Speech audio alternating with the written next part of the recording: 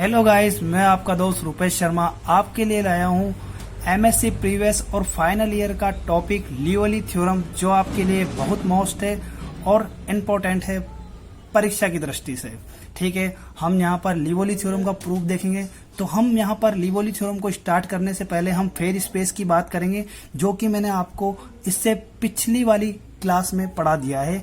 तो उसमें हमने फेयर स्पेस के बारे में बात किया था। तो फेयर स्पेस क्या होता है कि एक सिस्टम होता है, सिस्टम के अंदर जो स्टेट होती है, स्टेट को हमने कोऑर्डिनेट से डिनोट किया था। वो 6 कोऑर्डिनेट थे, तो उन 6 कोऑर्डिनेट को अपन ने क्या बोला था, फेयर स्पेस बोला था। कि मतलब किसी भी सिस्टम का जो चरम स्थान होता है उसे हम फेयर स्पेस के नाम से जानते हैं। हम यहाँ पर लियोली थ्योरम का प्रूफ देखेंगे। तो प्रूफ करने के लिए सबसे पहले हम यहाँ पर मानते हैं कि एक फेयर स्पेस है। फेयर स्पेस क्या होता है कि कोऑर्डिनेट का डिनोट करते हैं Q या P। ठीक है, तो हमने यहाँ पर क्या करा कि एक हमने सिस्टम फेयर स्पेस हम यहाँ पर मानते हैं कि हमने फेयर स्पेस मान लिया। इसके कोऑर्डिनेट हमने डिनोट कर लिए Q एंड P। ठीक है, तो अब इसमें हम एक आइडेंटिकल सिस्टम की बात करेंगे कि आइडेंटिकल सिस्टम के अंदर आइडेंटिकल सिस्टम है, हमने फेयर स्पेस के अंदर इसे मान लिया है।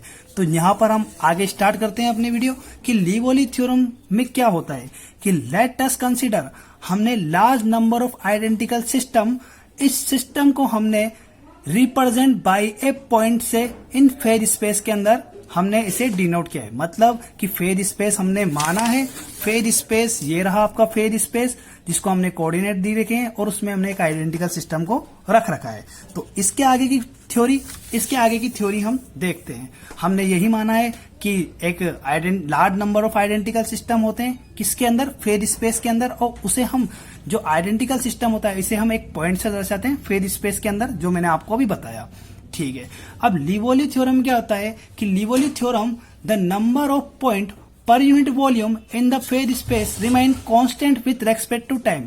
मतलब इसका कहने का मतलब ये है कि जो फेयर स्पेस के अंदर जो number of point per unit volume in the phase space, कि मतलब जो फेयर स्पेस के अंदर प्रति इकाई आयतन की संख्या, फेयर स्पेस के अंदर प्रति इकाई आयतन की संख्या, मतलब प्रति इकाई आयतन का मतलब क्या है कि डेंसिटी, मतलब किसी भी फेयर स्पेस के अंदर जो पर यूनिट वॉल्यूम, जो number of point per unit volume है इन द फेयर स्पेस, वो क्या होगा, कांस्टेंट होगा with respect to time.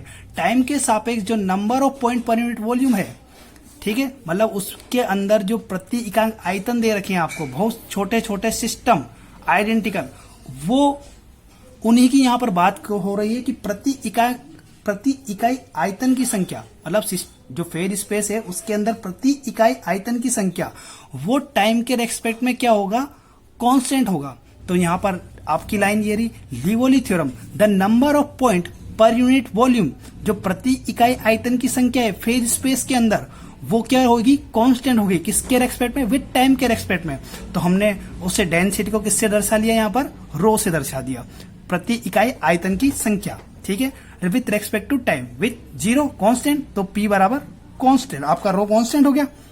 Density को किससे दर्शाते हैं, रो से दर्शाते हैं, तो आपका रो क्या हो गया, यहाँ पर कांस्टेंट हो गया। ठीक है, अब हम अगर पूरे वॉल्यूम की बात करते हैं, फेयर स्पेस के पूरे वॉल्यूम की बात करते हैं, जैसे volume of the phase space, ये हमने जो वॉल्यूम माना इसकी पूरी की बात करते हैं यहाँ पर कंटेंट की। तो volume of the phase space remain constant with respect to time, तो वो भी क्या होगा, फेयर स्पेस का जो वॉल्यूम है वो क्या होगा, टाइम के रेस्पेक्ट में क्या होगा, कांस्टेंट होगा। तो वॉल्यूम भी कांस्टेंट आ गया। अब हम इन दोनों चीजों को प्रूव करेंगे कि जो number of point per unit volume in fair space remain constant होता है विथ रेस्पेक्ट टू टाइम, और यहाँ पर जो वॉल्यूम होगा फेयर स्पेस का वो भी क्या होगा, कांस्टेंट होगा विथ रेस्पेक्ट टू टाइम। ठीक है, इन दोनों को प्रूफ करेंगे। ये प्रूफ ही लियोली थ्योरम को बताएगा कि जो number of point per unit volume in fair space, प्रति इकाई आयतन की संख्या फेयर स्पेस के अंदर कांस्टेंट रहती है टाइम के रेस्पेक्ट में, और जो पूरा वॉल्यूम होता है फेयर स्पेस का, volume of the phase space remain constant with time. ठीक है, हम आगे इनका प्रूफ देखेंगे। इस प्रूफ को समझाने से पहले मैं आपको थोड़ा सा एक मेथड बताता हूं कि ये मेथड कैसे होगा। तो मेथड हम देखेंगे कि जैसे आपने मान लीजिए ये आपका फेयर स्पेस है। ठीक है, तो आपका फेयर स्पेस का कोऑर्डिनेट P हो गया, ये क्यू हो गया, इसके अंदर आपने एक सिस्टम रखा आइडेंटिकल, ठीक है। इसके लिए हमने कोऑर्डिनेट मान लिए, ये क्यू है, ये पी है, ये एक्स एक्स के सापेक्ष है, ये वाई एक्स के सापेक्ष है। हमने यहाँ पर दो कोऑर्डिनेट माने, तो मान लेते हैं एक पात्र ए बी और सी और एक ये डी, ठीक है। हम अब एक्स अक्ष ये रही आपकी और ये वाई अक्ष ये रही। हमने बोला कि पी क्यू का क्यू और पी दो कोऑर्डिनेट हैं, तो ठीक है, हम आपको एक विधि बताते हैं कि आप उस विधि से आप इस चीज को बहुत जल्दी नोटिस करेंगे कि मैं आगे क्या बताने जा रहा हूं।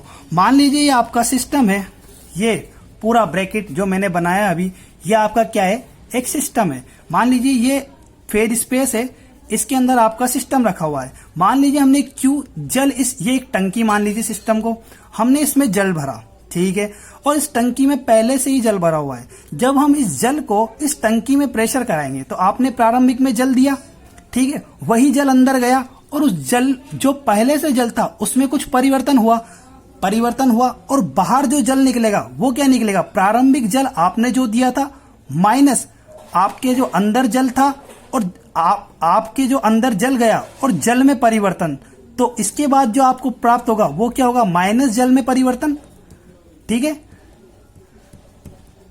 ये मेथड आपको बहुत सहूलियत देगा आगे कि आप इस मेथड के थ्रू आप इस वीडियो को और आप इस टॉपिक को बहुत अच्छे से समझ पाएंगे कि जल दिया, ये जल अंदर गया तो इस जल में जल, और इस पात्र में पहले से ही जल था तो जल में परिवर्तन होगा। जब ये जल अंदर जाएगा, ये जल यहां गया और इसमें ऑलरेडी जल था तो जल में परिवर्तन ही करेगा, प्रेशर लाएगा और वो प्रेशर करके इस जल के ये प्रेशर आपको जल बाहर निकलेगा। तो जल बाहर निकलेगा तो वो जल कौन सा बाहर निकलेगा, परिवर्तन जल निकलेगा। ये बेस होता है कि प्लस किया हमने अंदर, पहले दिया, फिर ये जल अंदर गया और जल में परिवर्तन। तो आप इस मेथड से आप इसे बिल्कुल समझ सकते हैं इजीली। तो हम यहाँ पर आगे बात करेंगे कि फर्स्ट प्रूफ करेंगे कि जो पर यूनिट वॉल्यूम होता है वो कांस्टेंट होता है विथ रेस्पेक्ट टू टाइम। तो हम यहाँ पर फर्स्ट प्रूफ ये रहा, आपका दिख रहा है आपको। तो हम we consider of the in case of first degree of freedom then after apply of the general case. हम यहाँ पर मैंने आपको बताया कि हमने एक फेयर स्पेस माना, फेयर स्पेस मान लिया हमने। यहाँ क्यू और पी मतलब क्यू एक्स एक्सेस है और पी वाई एक्सेस है। तो हमने एक सिस्टम माना, सिस्टम को coordinate A B C D से दर्शा दिया। इसमें हमने दो कोऑर्डिनेट लिए, एक तो पी और एक क्यू। पी किसको दर्शा रहा है, वाई एक्सेस को, क्यू किसको दर्शा रहा है, एक्स एक्स को। तो एक्स एक्सेस पे क्यू ले लिया और वाई एक्सेस पे पी ले लिया। अब हमने यहाँ पर दो कोऑर्डिनेट जो आपने माने हैं उनको डेरिवेटिव के रूप में यूज लिया है, अवकलन रूप में, कि हमने यहाँ पर क्यू एक्सपेक्ट में हमने पी को पी डॉट लिया है और जो y था उसमें हमने q डॉट लिया है। ये किसको बताएगा, परिवर्तन। इक्वेशन ऑफ मोशन जो होती है वो आपने आगे पढ़ी होगी, नहीं पढ़ी तो इस डेरिवेशन के आगे हम बताएंगे कि q डॉट और p dot equation of motion को बताते हैं।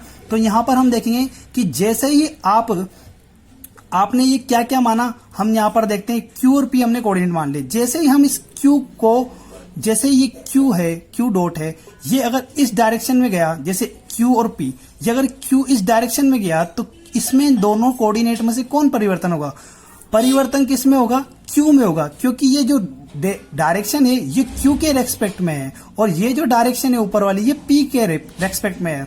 तो चेंज किस में होगा, इस रेस्पेक्ट के सापेक्ष अगर ये गया कोऑर्डिनेट a से b तक तो किस में चेंज होगा, q में चेंज होगा। और कितना चेंज होगा, डेल q, और p एज इट इज ऐसा का ऐसा रह जाएगा, ठीक है। उसके बाद हम a को अगर ऊपर की ओर ले जाते हैं तो किस में चेंज होगा, q में या p में, p में चेंज होगा। q एज इट रहेगा, p क्या है, y एक्सेस, तो y एक्सेस के सापेक्ष ही परिवर्तन कर रहे हैं। यहाँ पर देख लीजिए y एक्सेस है आपका और ये आपका q क्या है, x एक्सेस। तो हम ऊपर जा रहे हैं मतलब y की डायरेक्शन में जा रहे हैं तो q तो एज इट इज रहेगा आपका और p में आपका परिवर्तन हो गया। और c क्या है, इन दोनों का कॉम्बिनेशन, मतलब c क्या होता है कि जी q और p दोनों को दर्शाता है कि दोनों में परिवर्तन कितना आएगा, ठीक है। ये x एक्सेस के सापेक्ष गया तो किस में परिवर्तन आया, q में परिवर्तन आया। और जब ये y एक्सेस के सापेक्ष गया तो किस में परिवर्तन आया, p में परिवर्तन आया। और ये c है, ये दोनों को परिवर्तन को दर्शाएगा। यहाँ पर हमने दोनों में परिवर्तन कर दिया, ठीक है। अब जहां हम बात कर रहे थे जल विधि की, कि हमने जल विधि आपको थोड़ी सी बताई थी आगे, तो उसी सिद्धांत पर ये काम करेगा। जैसे अब इसका हम देखते हैं कि इसकी क्रियाविधि क्या है, मतलब ये बना कैसे। तो हम यहाँ पर देखते हैं कि let us consider two dimensional fair space, आपने 2 डायमेंशनल फेयर स्पेस माना है Q और P वाला, ठीक है, which is describe by coordinate, और हमने इसे किस कोऑर्डिनेट से दर्शाया है, Q और P से दर्शाया है, ठीक है। और ये एलिमेंट कौन सा है, एरिया एलिमेंट है। एलिमेंट 3 होते हैं, एक तो लाइन एलिमेंट होता है, एक एरिया एलिमेंट होता है, ठीक है, एक होता है वॉल्यूम एलिमेंट, ठीक है। कौन सा एलिमेंट होता है, वॉल्यूम एलिमेंट। ये वॉल्यूम एलिमेंट, ये लाइन एलिमेंट है, ठीक है, ये एरिया एलिमेंट है आपका, और ये आपका वॉल्यूम एलिमेंट है, ठीक है। ये 3 एलिमेंट होते हैं, तो हमने यहाँ कौन सा एलिमेंट मान रखा है, इसको एक एरिया एलिमेंट मान रखा है। तो एरिया एलिमेंट मान रखा है, तो इसके जो कोऑर्डिनेट होंगे वो किस प्रकार से डिनोट होंगे, फिर जैसे एरिया एलिमेंट है तो of fair space in denoted by fair space में से किससे डिनोट करेंगे, DQ और DP से। जो आपके कोऑर्डिनेट थे P और Q से आप किससे डिनोट करेंगे, DQ और DP से, ठीक है।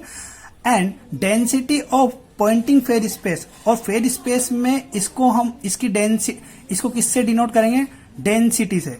डेंसिटी मतलब रो, घनत्व को दर्शाती है, तो density of pointing phase space is denoted by rho. Phase space में हम इसे किससे इंगित करेंगे, ठीक है, डेंसिटी से, मतलब रो से इंगित करेंगे, ठीक है। तो जैसे ही हम फर्स्ट अप्लाई करते हैं कि ये क्या होगा कि ये पहले तो एंटर कर देगा, फिर करेगा लिविंग बाहर निकलेगा, तो एंटर करेगा, तब ये किसके सापेक्ष एंटर करेगा, P एक्सेस के सापेक्ष एंटर करेगा, ठीक है।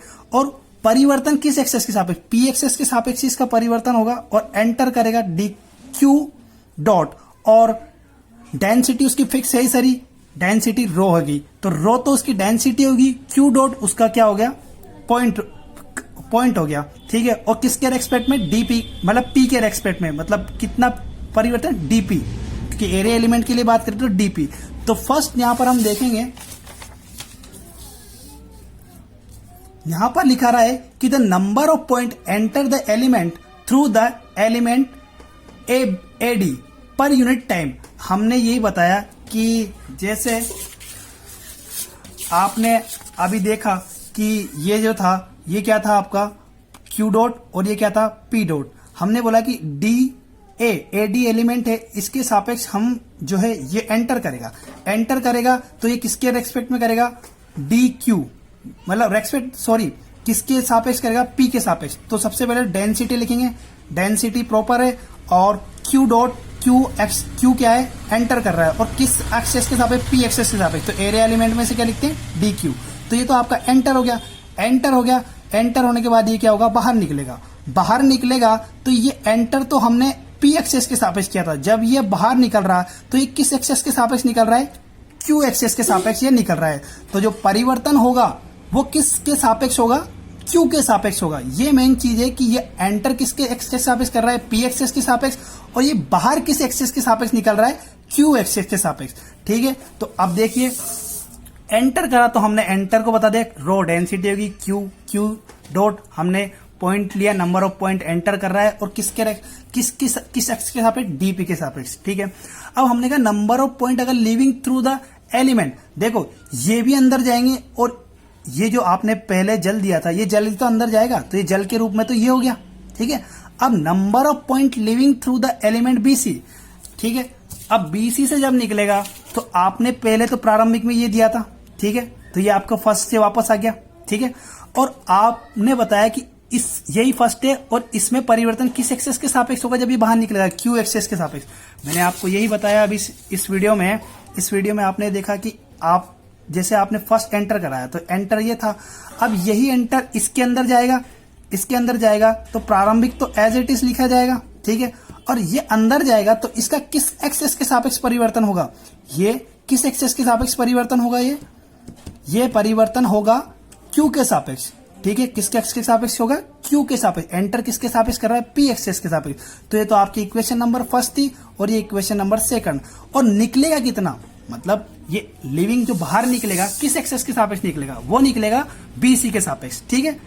BC के सापेक्ष निकलेगा, तो हमने फर्स्ट एंटर कराया, ये एंटर जब ये बाहर निकला, तो आपका प्रारंभिक रहा, और जब परिवर्तन किस एक्सेस के सापेक्ष हुआ, Q एक्सेस के सापेक्ष, उसी प्रारंभिक में परिवर्तन हो रहा है, ठीक है। पहला ये था, इसी में परिवर्तन, तो ये हो गया, ठीक है। अब इसके बाद ये तो आपने प्रारंभिक में दिया, ये अंदर चला गया, अब बाहर निकलेगा, मतलब तो परिवर्तन होगा, बाहर क्या निकलेगा, प्रारंभिक माइनस अंतिम करेंगे, तो आपका जो बचा कुचा पार्ट है वो बाहर निकलेगा जल के रूप में, जैसे हमने जल का एग्जांपल लिया तो उसके रूप में बाहर निकालेंगे। तो यहां पर दे रखा था number of point which remain in the area element is given bye, कि इस एरिया से कितने नंबर ऑफ पॉइंट बाहर निकले। तो equation number first minus equation number second कर लेंगे। इक्वेशन नंबर फर्स्ट ये रही और इक्वेशन नंबर सेकंड, मतलब आपने जितना दिया और देने के बाद अंदर गया, अंदर कितना परिवर्तन हुआ तो बाहर को कितना निकलेगा, बाहर वही निकलेगा जो आपने प्रारंभिक माइनस अंतिम, प्रारंभिक माइनस जो परिवर्तन किया है वही आपका अंतिम के रूप में निकलेगा। तो इससे कट गया फर्स्ट से, बचा कुचा ये आपके सामने कौन से चिन्ह के साथ, नेगेटिव चिन्ह के साथ, ये अंदर जाएगा, ये नेगेटिव हो जाएगा, ये भी नेगेटिव हो जाएगा, नेगेटिव पॉजिटिव कर जाएगा, ओनली नेगेटिव सिंबल आपका बच जाएगा। ये हमने किस वाले के लिए किया, क्यू के लिए किया। इसी प्रकार हम सिमिलर किसके लिए करेंगे, सिमिलर हम ये प्रोसेस किसके लिए करेंगे। अब हमने यहां पर वापस हम पेज स्पेस बनाते हैं, ठीक है। ये प्रोसेस हमने पहले किसके लिए किया था, कि ये प्रोसेस हमने सबसे पहले किसके लिए किया, कि पी और पी के लिए किया था, कि हमने इस डायरेक्शन से हमने इसको अप्लाई किया और हमने क्यू एक्सेस के सापेक्ष इसे अप्लाई किया। पी एक्स सॉरी पी, ये आपका पी है, ये क्यू है, सॉरी एक सेकंड सॉरी, कि ये आपका हो गया पी हो गया और ये आपका हो गया क्यू, ठीक है। हमने यहाँ पर पी डॉट और यहाँ क्यू डॉट को जब हमने अंदर भेजा था वो किस डायरेक्शन के थ्रू भेजा था, पी के सापेक्ष भेजा था। और हम जब क्यू को एंटर कराएंगे तो वो किस एक्सेस के सापेक्ष एंटर करेगा, क्यू के साथ। जब पी को एंटर कराया वो किसके सापेक्ष एंटर करेगा, क्यू के सापेक्ष एंटर करेगा, ठीक है। ये बात समझ में आएगी। क्यू एंटर कर रहा था वो पी के सापेक्ष एंटर कर रहा था, पी एक्सेस के सापेक्ष। जब पी एंटर करेगा तो वो क्यू एक्सेस के सापेक्ष एंटर करेगा, ठीक है। इतना सा याद रखना, क्यू जब एंटर करता है वो पी एक्सेस के सापेक्ष करेगा और क्यू जब एंटर करेगा वो अपनी क्यू एक्सेस के सापेक्ष एंटर करेगा, पी, ठीक है। ओके, अब हम बात करते हैं आगे कि उसी प्रकार हमने बोला कि प्रारंभिक में हमने एंटर कराया। इक्वेशन नंबर 3 देख लीजिए आप।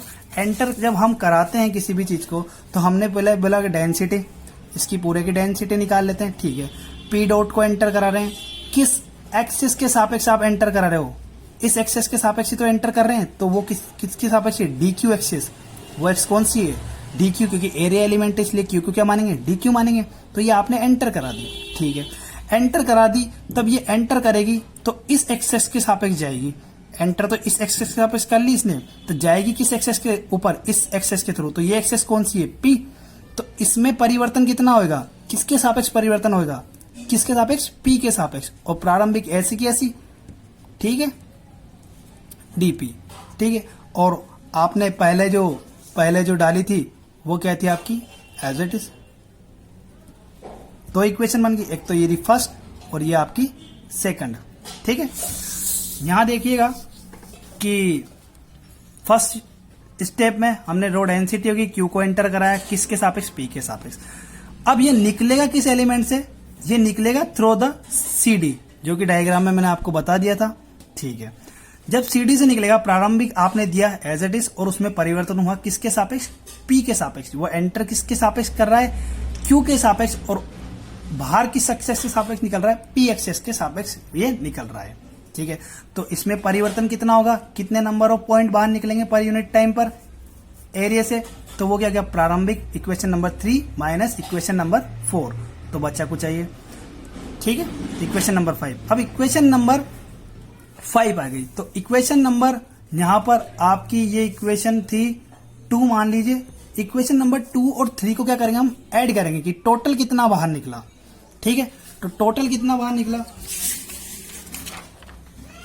ठीक है। तो यहां आ गए हम कि total number of point per unit time in the element B C D is given by. Total को हमने क्या कर दिया, ऐड कर दिया दोनों को। इक्वेशन नंबर हमने बताई थी 2 और इक्वेशन नंबर 5 दोनों को ऐड कर दिया, ठीक है। अब हम जानते हैं कि जो टोटल है ये किसी न किसी के बराबर है, मतलब पूरे एलिमेंट एरिया एलिमेंट के बराबर लिखेंगे, ठीक है, ठीक है। तो एरिया डेंसिटी, अब हम जानते हैं कि but number of point per unit time but number of point per unit time for the area element D Q DP is given bye. तो एरिया एलिमेंट को हम टाइम के सापेक्ष परिवर्तित करके उसके एलिमेंट कौन से थे, डी क्यू और डीपी, दोनों को लिख दिया 7।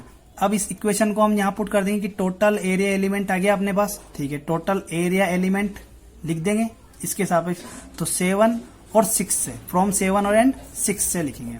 7 और 6 से ये इक्वेशन लिखा जाएगी, ठीक है, ठीक है। अब हम इन दोनों इक्वेशन, जो दो आपकी वैल्यू है, इन दोनों को उठा के इधर ले जाते हैं, तो नेगेटिव वाली कौन सी होती है, पॉजिटिव में हो जाती है, ठीक है, पॉजिटिव होगी। हम जानते हैं कि ये तो 0 के बराबर नहीं होगा कोऑर्डिनेट, लेकिन ये सिस्टम 0 के बराबर होगा, ये सिस्टम हमने 0 के बराबर रख दिया। लेकिन इसमें 2 पार्टिकल है, तो हम एक छोड़कर एक का अवकलन करेंगे, ठीक है, 2 अवकलन करेंगे इन दोनों का, ये एज इट इज रहेगी, तो ये हमने एज इट इज रख दी। इसका अवकलन पहले रो को एज इट इज रखा, पी को बाहर निकाला, रो को एज इट इज रखा, पी को बाहर निकाला, ठीक है। इसी प्रकार रो को बाहर निकाला, क्यू को रखा, क्यू के सापेक्ष अवकलन करा, ठीक है। इसी प्रकार इसमें रो को रखा और पी को बाहर निकाला। इसी प्रकार इसमें रो को बाहर निकाला और पी के सापेक्ष अवकलन किया, 0। हम जानते हैं कि अब इक्वेशन ऑफ मोशन, हमने जो पार्टिकल लिए थे क्यू और पी डॉट, ये इक्वेशन ऑफ मोशन को बताता है। मैंने आपसे पहले ही बोला था कि इक्वेशन ऑफ मोशन की ये समीकरण होती है, जो क्यू होता है वो delta H upon delta P को डिनोट करता है, और जो P होता है डॉट, और जो P डॉट होता है वो minus del H upon del Q को डिनोट करता है, ठीक है। तो ये हमने इक्वेशन ऑफ मोशन लिख दिया, ठीक है। अब ये जो Q और P डॉट आया, इसको हम जहां पर डॉट है और जिसका अवकलन हो रहा है, डॉट वाले में ही हम क्या रखेंगे, इस वाली वैल्यू को पुट करेंगे, Q डॉट की और P डैश की। एक तो इसमें पुट होगी और एक इसमें पुट होगी, ठीक है। जिसके में अवकलन हो रहा ना, जिसका वही उसी में पुट करनी है दोनों इक्वेशन, ठीक है। इसके बाद हम देखते हैं कि हमने जब इक्वेशन पुट करी तो आपका ये एक एलिमेंट और ये एलिमेंट दोनों परिवर्तित हुआ, ये दोनों की सेम राशि आएगी, दोनों कट गया, ठीक है। तो दोनों कट गए तो बचे क्या, ये और ये तीन, एक तो ये फर्स्ट, सेकंड और थर्ड, ये तीनों बचे। और डी क्यू क्या होता है, टाइम के रेस्पेक्ट में डेरिवेटिव होता है, तो हमने क्यू को क्या लिख दिया, D Q upon D T, और इसी प्रकार पी डॉट को क्या लिख दिया, डीपी अपॉन डी टी, ठीक है। अब जो डेंसिटी होती है, डेंसिटी में क्या होता है कि भाई आपने फेयर स्पेस माना, और फेयर स्पेस के जो कोऑर्डिनेट रहते हैं, तो डेंसिटी होती है वो क्या है, रो क्यू पी टी, मतलब क्यू तो कोऑर्डिनेट हो गए, पी और क्यू तो, और टाइम के सापेक्ष ये परिवर्तन, तो 3 कोऑर्डिनेट हम डेंसिटी में मान सकते हैं कि ये डेंसिटी जो होती है वो किस पे डिपेंड करती है, इन तीनों पे। अब इनकी इक्वेशन निकालेंगे टाइम के रेस्पेक्ट में, कि ये टाइम के रेस्पेक्ट में कैसे परिवर्तन होती है, ठीक है। आगे देखिए, हमने उस इक्वेशन को खोला, डी क्यू को हमने टाइम के डेरिवेटिव के सापेक्ष करा, ठीक है। इसका टाइम का डेरिवेटिव, और क्यू पहले था क्यू वाला, फिर इसका टाइम के डेरिवेटिव पी था तो पी वाला, क्यू का टाइम के डेरिवेटिव और टी था तो टी के सापेक्ष। ये आपने बीएससी में पढ़ा होगा, एमएससी में भी इक्वेशन को सोल्व करना आता होगा आपको या नहीं आता, ये तो अब आप पे डिपेंड करता है, लेकिन ये बहुत ईजी है और आपने पढ़ा होगा मुझे लगता है जहां तक, तो ठीक है। अब इक्वेशन नंबर 9 और 10 से हम जानते हैं कि इक्वेशन नंबर जब 9 आई और 10 आई, ये इक्वेशन कौन सी है, 10